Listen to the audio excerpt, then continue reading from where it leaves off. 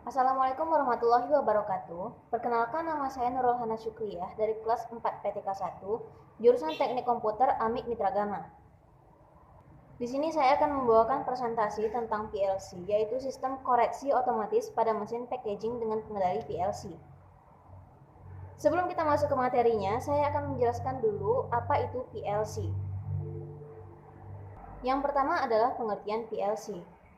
Programmable Logic Control atau kontrol logika terprogram adalah suatu mikroprosesor yang digunakan untuk otomasi proses industri seperti pengawasan dan pengontrolan mesin di jalur perakitan suatu pabrik. PLC memiliki perangkat masukan dan keluaran yang digunakan untuk berhubungan dengan perangkat luar seperti sensor, relay, kontraktor, dan lain-lain. Selanjutnya adalah konsep PLC. Yang pertama adalah programmable, yaitu PLC memiliki kemampuan menyimpan memori program. Program ini bisa berubah-ubah tergantung dari fungsi dan kegunaannya. Yang kedua adalah logic. PLC memiliki kemampuan dalam proses input secara aritmatik dan logik atau ALU. Maksudnya adalah PLC dapat melakukan beragam operasi, membagi, menambah, kali, negasi, OR, AND, dan lain-lain. Yang ketiga adalah controller. Kemampuan PLC dalam mengontrol atau mengatur sebuah proses untuk menghasilkan output tertentu. Selanjutnya adalah cara kerja dari PLC. Yang pertama adalah PLC akan menerima sinyal masukan yang akan disimpan ke dalam memori.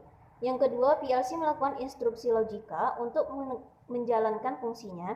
Yang ketiga, sinyal masukan atau input yang diterimanya akan diproses sehingga menghasilkan keadaan keluaran atau output yang menyesuaikan dengan keinginan pemakainya.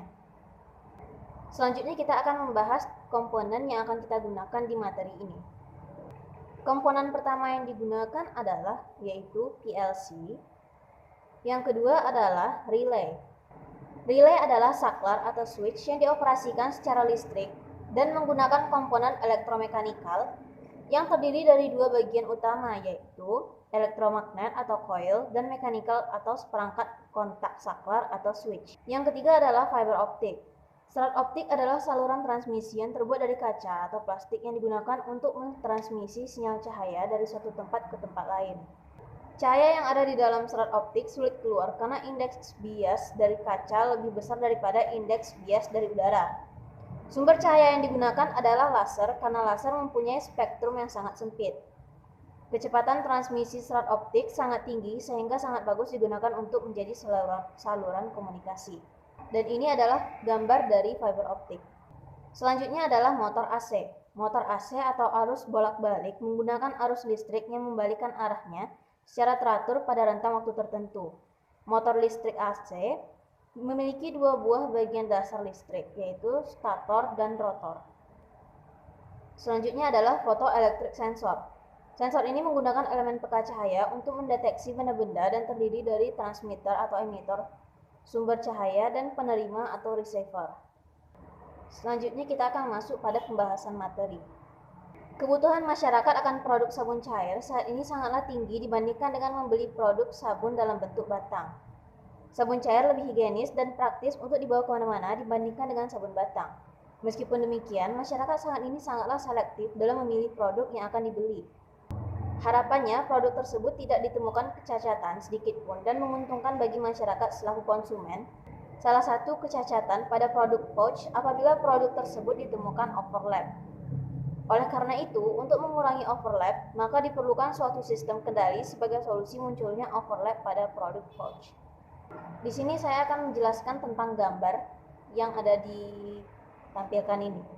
Sistem yang dirancang merupakan sistem kendali on atau off yang melibatkan sideleigh motor sebagai objek yang digerakkan. Sensor yang dipasang merupakan trigger sekaligus penentu arah sideleigh motor untuk bergerak. Pada saat sensor fotoelektrik satu aktif, dalam hal ini mendeteksi reel feed yang bergeser, maka PLC akan mengaktifkan relay 1 untuk menggerakkan sideleigh motor ke arah kanan. Pada saat sensor fotoelektrik 2 aktif, dalam hal ini mendeteksi reel feed yang bergeser, maka PLC akan mengaktifkan relay 2 untuk menggerakkan sideleigh motor ke arah kiri. Sedangkan switch auto atau manual dipasang untuk mengaktifkan sistem kendali ini. Selanjutnya kita akan masuk ke tahap pengujian alat. Pengujian ini dimaksudkan untuk mendapatkan nilai optimal dalam mengurangi waste akibat overlap dan alarm pada mesin. Pengujian meliputi pengujian sensitivitas sensor terhadap objek, pengujian modifikasi (PLC), dan pengujian sistem secara keseluruhan. Yang pertama adalah pengujian sensitivitas sensor. Pengujian sensitivitas sensor dimaksudkan untuk mendapatkan nilai optimal dari sensing sensor terhadap objek. Yang kedua adalah hasil pengujian modifikasi PLC. Pengujian modifikasi PLC bertujuan untuk mengetahui seberapa efektif sistem autocorrection bekerja sebelum terdapat modifikasi dengan sesudah modifikasi dilakukan. Sebelum penambahan PLC dan modifikasi program, operator yang menjalankan mesin harus berada di dekat HMI setelah proses pergantian rail feed atau auto splashing. Pada mesin Butler untuk mengurangi overlap secara manual dengan menekan tombol pada layar HMI. Sekali menekan tombol ke kanan atau kiri pada HMI, pergerakan side lay motor berkisar kurang lebih 2 mm atau tergantung arah tombol yang ditekan. Setelah penambahan dan modifikasi program pada PLC, operator cukup mengaktifkan switch auto pada panel dan sistem akan berjalan secara otomatis setelah pergantian rail feed atau auto splashing pada mesin Butler. Side lay motor bergeser sejauh kurang lebih 4 mm, tergantung sensor mana yang terlebih dahulu aktif, karena side lay motor aktif tertimer 15 milisecond. Yang ketiga adalah pengujian sistem secara keseluruhan. Secara keseluruhan, sistem diuji untuk mengetahui apakah sistem yang dirancang sesuai dengan yang diinginkan, serta untuk mengetahui rangkaian kerja sistem yang dibuat. Dari pengujian ini pula dapat diketahui bagaimana hubungan tiap komponen atau port saat aktif dan hubungan antara perangkat keras dengan perangkat lunak setiap respon perangkat keras terhadap perintah dari perangkat lunak. Dan yang terakhir, kita masuk pada kesimpulannya. Berdasarkan hasil penelitian yang telah dilakukan, dapat ditarik beberapa kesimpulan berikut. Yang pertama adalah jarak optimal sensor yang terpasang terhadap objek berkisar 3-8 mm. Jika sensor kurang dari 3 mm atau lebih dari 8 mm, maka sensor tidak dapat mendeteksi objek dan side lay motor tidak akan aktif. Yang kedua adalah penambahan dan pemrograman PLC untuk memudahkan dalam pengoperasian dan membuat sistem menjadi auto yang sebelumnya sistem masih dalam kondisi manual. Yang ketiga, side lay motor bergerak ke kanan atau kiri berdasarkan input sensor yang membaca overlap packaging. Lama pergerakan side lay motor 15 milisecond setelah salah satu sensor membaca overlap packaging, kemudian side lay motor menunggu 50 milisecond untuk input dari salah satu sensor. Jika mendapat input dari sensor yang sama, maka side lay motor akan bergerak ke arah yang sama dengan lama pergerakan 15 milisecond dan lama menunggu untuk instruksi selanjutnya 50 milisecond. Side lay motor akan langsung bergeser pada sensor mendeteksi, tergantung sensor mana yang aktif terlebih dahulu overlap.